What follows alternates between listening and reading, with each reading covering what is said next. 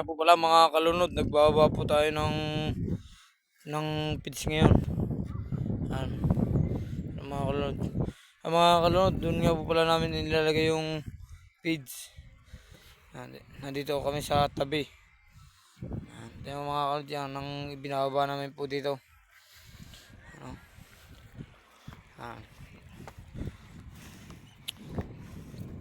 Dito po kami ngayon sa tabi ng Santa Rosita.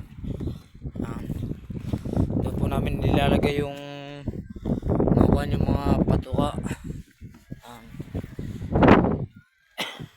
Ito po yung karga namin kanina, dito namin binababa sa tabi yung iba. Ano? Wala pa masyadong mga alon. Wala mga kalunod yan ang mga nanagahakot dito sa tabi. Yan po mga kalunod. Yan ang kinukuha namin po dito. Yan o, pakikita ko sa inyo mga kalunod yung mga naghahakot. Yan. Yan mga kalunod. Yan mga naghahakot po yan.